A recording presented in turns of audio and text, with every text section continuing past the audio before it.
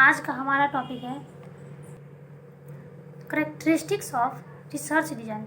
इससे पहले वीडियो में हमने व्हाट इज रिसर्च डिज़ाइन के बारे में चर्चा कर चुके हैं।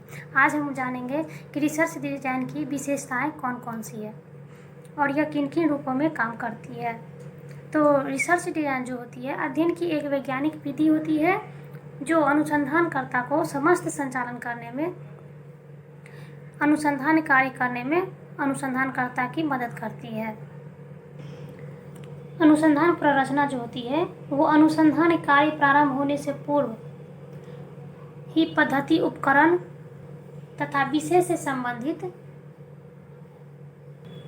सभी बातें सुव्यवस्थित ढंग से निश्चित कर लेती है, उसे ही अनुसंधान प्ररचना कहा जाता है। तो अब अनुसंधान प्ररचना के अर्थ एवं परिभाषाओं को समझ लेने के बाद शोध अभिकल्प की कुछ अनिवार्य एवं आधारभूत विशेषताओं को समझना जो है आवश्यक प्रतीत होता है, जिसको हम इन बिंदुओं के माध्यम से समझ सकते हैं। पहला है वैज्ञानिक विधि। अनुसंधान प्ररचना जो है अध्ययन की एक वैज्ञानिक विधि है जो अनुसंधान का समस्त संचालन करने में अनुसंधानकर्ता की मदद करती है। दूसरा पॉइंट है दिग्दर्शक। अनुसंधान प्ररचना अनुसंधानकर्ता को अनुसंधान की एक निश्चित दिशा का बोध कराती है। इस रूप में यह एक प्रकार की दिग्दर्शक है। तीसरा पॉइंट है सामाजिक घटनाओं की जटिल प्रकृति को सरल रूप में प्रस्तुत करना।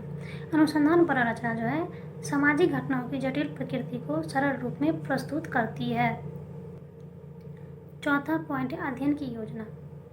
अनुसंधान प्ररचना अनुसंधान यह अध्ययन की एक योजना है जिसकी रचना अनुसंधान कार्य प्रारंभ करने के पूर्व यानी कि पहले ही कर ली जाती है। वी शाह ने भी यही लिखा है कि अनुसंधान प्ररचना अध्ययन की एक योजना है। पांचवा पॉइंट है परिस्थितियों को नियंत्रित करना। अनुसंधान प्ररचना की एक खास विशेषता यह है कि यह अनुसंधान प्रक्रिया के दौरान आगे आने वाली परिस्थितियों को नियंत्रित करती है। छठा है मानवीय श्रम, समय व लागत को कम करना। अनुसंधान प्ररचना मानवीय श्रम, समय एवं लागत को कम करती है। इसके फलस्वरूप न्यूनतम प्रयासों, समय व लागत के व्यय से अधिकतम अनुसंधान के उद्देश्य को प्राप्त किया जा सकता है। सातवां पॉइंट है श्रेष्ठ निर्णय लेने में सहायक। अनुसंधान प्ररचना जो है अनुसंधानकर्ता को श्रेष्ठ निर्णय लेने में सहायता प्रदान करती है, क्योंकि यह समस्या के प्रतिपादन से लेकर अनुसंधान प्रतिवेदन तक के अंतिम चरण तक के विषय में सभी उपलब्ध विकल्पों के बारे में व्यवस्थित रूप से श्रेष्ठ निर्णय लेने में सहायता प्रदान करती है। उपर्युक्त तथ्यों के आधार पर कहा जा सकता है कि अनुसंधान प्ररचना अध्ययन की एक योजना है जिसका चयन अनुसंधान की समस्या एवं उपकल्पना की प्रकृति के आधार पर किया जाता है।